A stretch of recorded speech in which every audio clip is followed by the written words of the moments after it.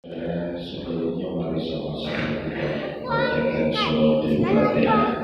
Pertama buat orang tua kita yang telah mendahului, yang kedua buat mewakil dan para donatur yang sudah mendahului, yang ketiga buat guru-guru khusus yang berkonsep dalam surah Al-Fatihah. A'udzu billahi minasyaitonir rajim. Bismillahirrahmanirrahim. Iya, Pak. Iya, Pak.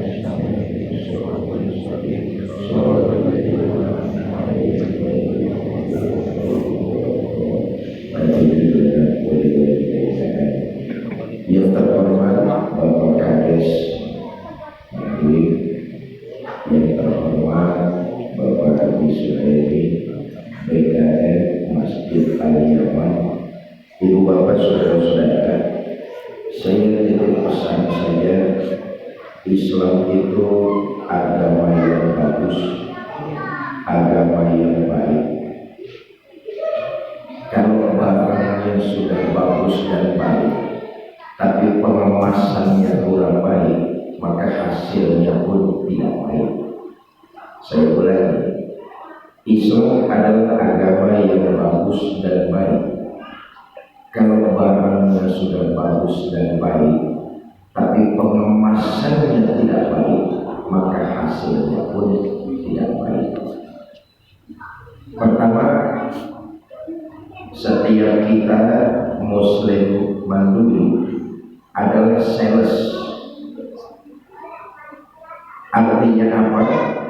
Orang melihat kita cerminan dari agama kita, agama Islam. Karena itulah masing-masing kita harus jadi sales yang baik. Karena Islam agama kita adalah agama yang baik. Satu contoh, kalau kita menawarkan satu produk yang bagus, tapi kemudian tingkah laku dan penampilan kita kurang bagus, kira-kira yang kita tawarkan ke orang ini dibeli apa tidak? Tentu tidak akan tertarik orang. Jangankan membeli, melihat pun tidak baik, tidak mau. Karena itu setiap kita umat Islam sales, maka tampillah sesuai dengan ajaran agama Islam agar mereka melihat kita sesuai dengan ajaran yang kita anut. Nah, perlu saya sampaikan, Islam itu luar biasanya agama yang sesuai dengan kemampuan dan kondisi kita. Ini luar biasa agama Islam. Kalau ada orang lain mengatakan Islam itu agama yang memaksakan pemeluknya, jauh dari persepsi mereka. Agama Islam itu syariatnya mengikuti kemampuan kondisi kita. Satu contoh misalnya pergi haji. Pergi haji memang ibadah yang wajib, tapi bagi yang mampu.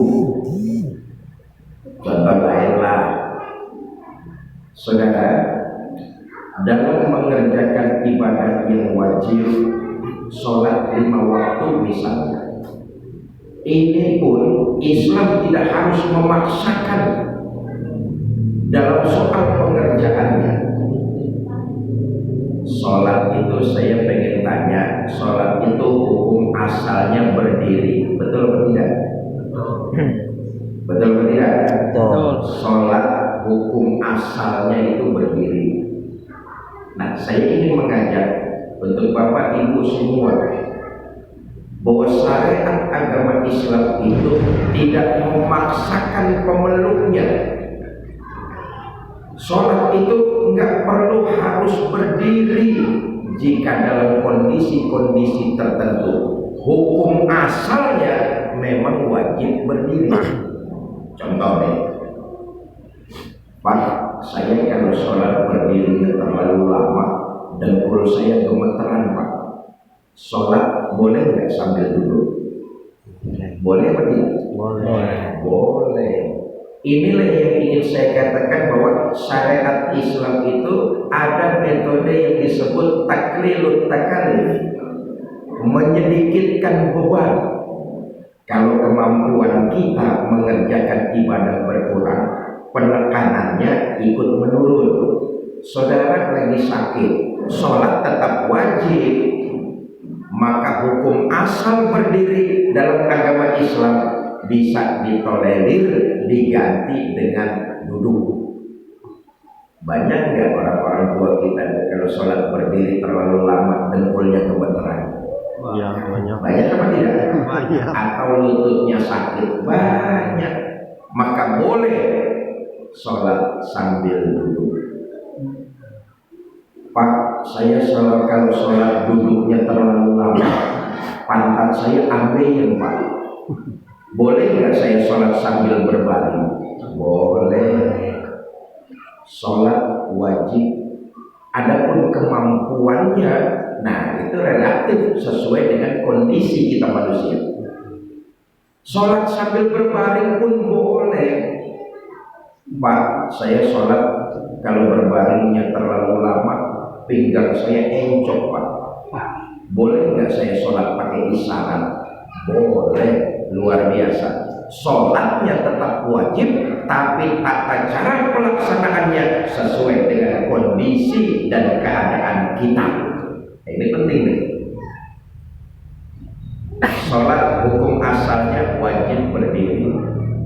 Kalau lagi sakit, boleh sambil duduk. Kalau sakitnya tambah parah, boleh sambil berbaring. Kalau ternyata penyakitnya makin parah, boleh sholat pakai isyarat. Enak apa tidak tata pelaksanaannya? Memudahkan kita nggak manusia? Sangat memudahkan.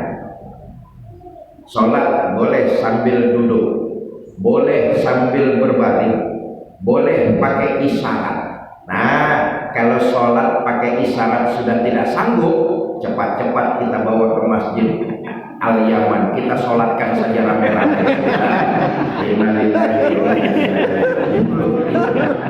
Betul tidak? Yang ingin saya sampaikan, setiap kita ini sales, ambillah sesuai dengan apa yang diajarkan agama kita, agar orang melihat, mau belajar, kemudian mudah-mudahan dengan ajakan ibu bapak semua mereka mendapat wasilah hidayah dari Allah Subhanahu wa Ta'ala. Tapi begini, Bapak Ibu, pertama saya bangga dan bersyukur ada di tengah-tengah masyarakat Manduing, karena awalnya kita minoritas, tapi alhamdulillah lambat tapi pasti kita sekarang ini sudah mengarah kepada 50-50. Jangan pernah tinggalkan ajaran Islam berupa tasamuh. Apa itu tasamuh? Toleransi. Islam sangat menekankan dan mengajarkan toleransi. Ketika traktat Madinah dibuat, piagam Madinah dibikin dan ditandatangani oleh baginda Nabi besar Muhammad SAW, salah satu pasal yang membuat Islam ini moderat, toleransi, di situ tertulis kaum Yahudi adalah salah satu kaum dari kaum muslimin. Bagi Yahudi agama mereka, bagi kaum muslimin agama mereka, ditandatangani oleh Muhammad Rasulullah. Artinya di Madinah baginda Nabi mempelopori toleransi dengan mengakomodasi kaum Yahudi. Sifat toleransi inilah yang harus kita tumbuh kembangkan. Kita di negara tercinta Indonesia, kalau saya tidak hilaf ada 6 agama yang diakui negara kita tercinta. Hiduplah berdampingan dengan mereka, tetapi prinsip agama kita harus jelas. Apa prinsip agama kita? Di antaranya sifat tasamuh, toleransi kepada mereka, saling tolong menolong, saling berbuat baik. Kalau bahasa kami di Jakarta itu saling open. Open itu care, peduli. Sebab tidak sedikit kalau saya bicara soal riwayat, mereka di zaman baginda Nabi itu orang-orang yang masuk Islam tidak sedikit melihat perilaku, tutur sapa, akhlak baginda Nabi Muhammad Sallallahu Alaihi Wasallam.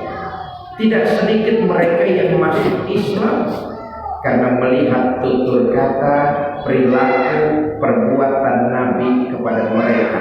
Artinya Nabi dari awal sudah mencontohkan kepada kita sifat toleransi. Ini yang harus ditumbuh kembangkan. Yang kedua, saya bangga dengan masyarakat keluarga besar saya di sini. Tadi saya katakan, kalau menjalankan syariat Islam di tengah-tengah orang Islam itu biasa. Tapi menjalankan ajaran agama Islam di tengah komunitas non-Muslim itu sangat luar biasa.